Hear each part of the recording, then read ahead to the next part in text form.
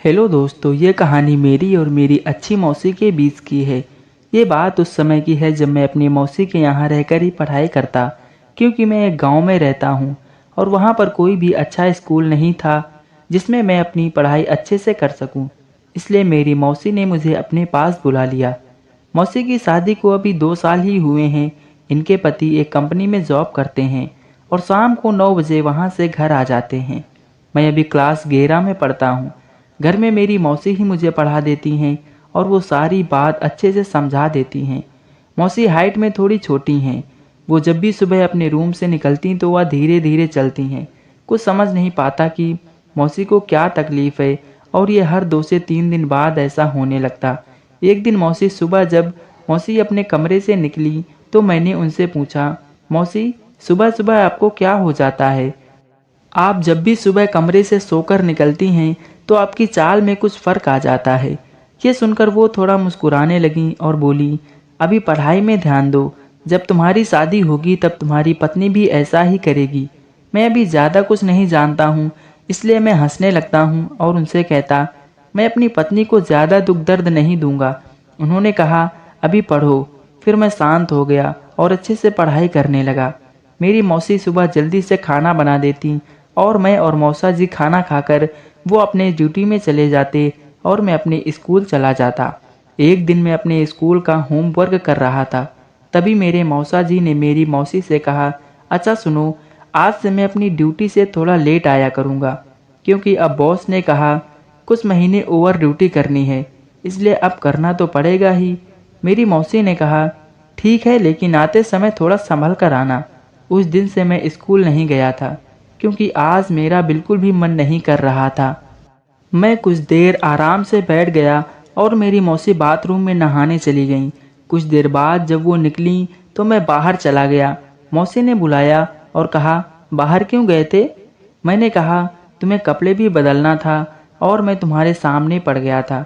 वो हंसने लगी और बोली, ऐसी कोई बात नहीं है, तुम आराम से बैठो, मुझे कोई दिक्कत नहीं है। मुझे समझ नहीं आ रहा था कि मौसी मेरी क्या कह रही हैं। फिर भी मैं इस बात को इग्नोर कर देता हूँ। लेकिन खाना खाने के बाद मौसी मेरे पास आती हैं और मेरे बगल में बैठ जाती हैं। मैंने कहा, क्या हुआ मौसी? वो मुझे अजीब तरह से देख रही थीं। मुझे थोड़ा अजीब भी लग रहा था। उन्होंने कोई जवाब नहीं दिया और मेरी तरफ देखती रहीं। कुछ देर बाद उन्होंने अपना हाथ मेरे कंधे में रख लिया और कहा, अब तो तुम काफ़ी बड़े हो गए हो, अब तुम्हें शादी के बाद की सारी चीज़ें सीखनी चाहिए। मैं सब कुछ समझ जाता हूँ, लेकिन इस बात को इग्नोर कर देता हूँ और उनसे कहा, मैं कुछ समझ नहीं पाया, मौसी आप क्या कह रही हैं? उन्होंने कहा, सब कुछ जान जाओगे। थोड़ी देर बाद मेरे घर से फ़ोन आ गया। मैं अपनी मम्मी से बात करने लगा। मौसी मेरे पास ही बैठी रहीं। फिर मौसी भी मेरी मम्मी से बात करने लगीं और मेरे बारे में बताने लगीं। मेरी मम्मी ने कहा, मेरे बेटे का अच्छे से ख्याल रखना और उसे किसी भी चीज़ की कमी महसूस मत होने देना। मौसी ने कहा, दीदी तुम चिंता मत करो, आज से मैं ज़्यादा ही इसका ख्याल रखूंगी। फिर कुछ देर बातें करने के बाद मेरी मौसी ने फ़ोन रख दिया और मुझसे कहा, सुना है तुम्हारी मम्मी ने क्या कहा है? मैं तुम्हारा ज़्यादा ख्याल रखूं और मैं तुम्हारे हर सुख दुख में ध्यान दूं। मौसी ने मुझे अपने कमरे में ले गई और मुझसे कहा, तुम्हें पति पत्नी वाला सुख दुख बांटना आता है? मैंने कहा, नहीं मौसी, आज तक आपने बताया ही नहीं और ना मैंने कभी इसके बारे में सोचा है। वो बोली, अच्छा आज मैं अगर तुमको इसके बारे में सिखा दिया तो आगे तुम मेरा साथ दोगे? मैंने कहा, ठीक है मौसी, सीखने के बाद मैं ज़रूर तुम्हारा साथ दूंगा।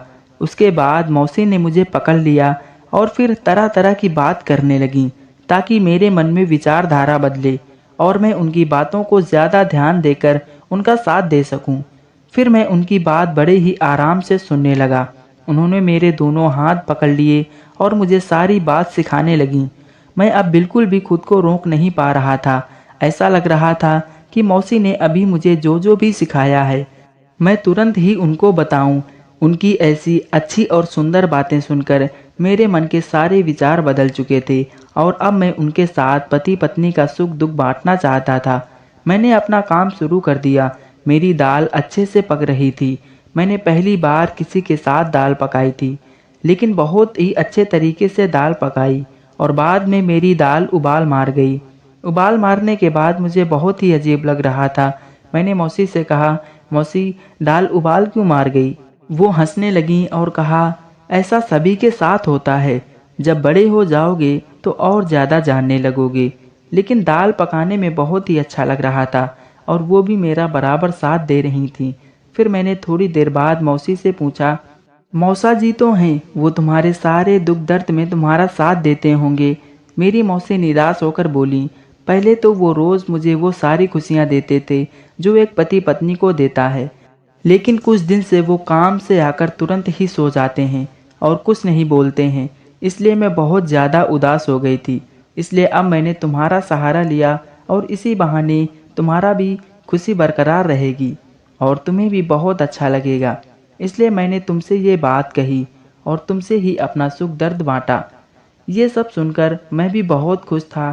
शाम को मौसा जी आए और वो थके होने के कारण मौसी पर चिल्लाने लगे। उसके बाद उन्होंने खाना खाया और कमरे में जाकर सो गए। मौसी कुछ देर मेरे कमरे में बैठी रहीं, फिर अपने कमरे में जाकर सो गईं।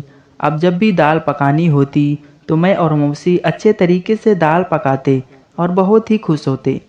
ये कहानी अगर आपको पसंद आए तो वीडियो को एक लाइक और शेयर ज़रूर करें तथा चैनल को सब्सक्राइब करना बिल्कुल ना भूलें, ताकि रोज़ाना ऐसी ही स्टोरी आप तक आसानी से पहुंच सके।